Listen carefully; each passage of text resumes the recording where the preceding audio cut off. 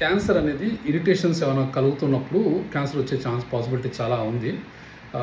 For example sharp teeth, పన్ను చాలా షార్ప్గా ఉంది, నాలుక మీద కానీ బొగ్గ మీద కానీ ఇరిటేషన్ కాజ్ చేస్తుంది అనుకోండి, కొంతకాలం అలా రెగ్యులర్గా ఇరిటేట్ అయితే క్యాన్సర్ అయ్యే ఛాన్స్ ఉంటుంది. అట్లనే అల్సర్స్, కడుపులో అల్సర్ ఉండొచ్చు, పాదం మీద అల్సర్ ఉండొచ్చు, చాలా కాలం అట్లనే ఉండిపోయింది, అది క్యాన్సర్ అయ్యే ఛాన్స్ ఉంటుంది. అంటే ఈ ఇరిటేషన్ అనేది తగ్గించుకోవాలి.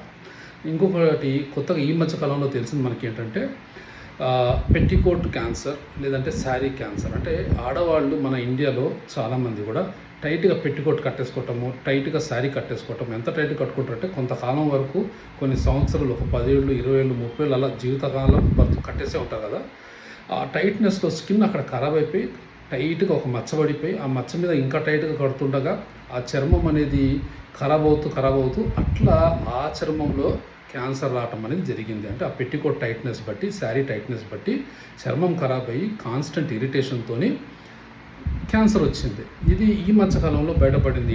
ఇది కాజు. ఈ ఇద్దరు అమ్మాయిలకి క్యాన్సర్ రావటం అంటే కొద్దిగా వృద్ధులే, పెద్దోళ్ళే, కానీ వాళ్ళు చాలా కాలము టైట్గా శారీస్ కట్టేసి అక్కడ మచ్చబడిపోయి ఆ మచ్చ మీద కూడా అట్లనే గట్టి కట్టేసుకుంటూ ఉంటుండగా ఆ చర్మం ఖరాబ్ అయ్యి అది కొంతకాలానికి క్యాన్సర్ అయిపోయింది. అది ఇద్దరికి ఈ మధ్యకాలంలో బయటపడింది. సో ఈ వీడియో చేయడానికి కారణం ఏంటంటే మనం చాలా జాగ్రత్తగా ఉండాలి. ఎలాంటి ఇరిటేషన్ అయినా కూడా, పన్ను కానీ, లేదంటే అల్సర్ కానీ, లేదా ఈ చీర కానీ, ఈ పెట్టికోట్ క్యాన్సర్ లేదా శారీ క్యాన్సర్ కానీ, ఇవి మనం జాగ్రత్తలు తీసుకుని ఇరిటేషన్ లేకుండా చేసుకోగలుగుతాయి.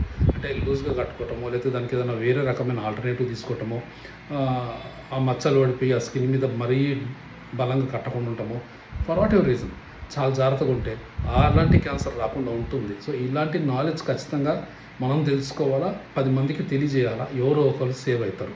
సో అందుకోసం అనేసే ఈ వీడియో చేస్తున్నాను. This is doctor Richnath, Satyaveda medical centre, SR Nagar, Hyderabad.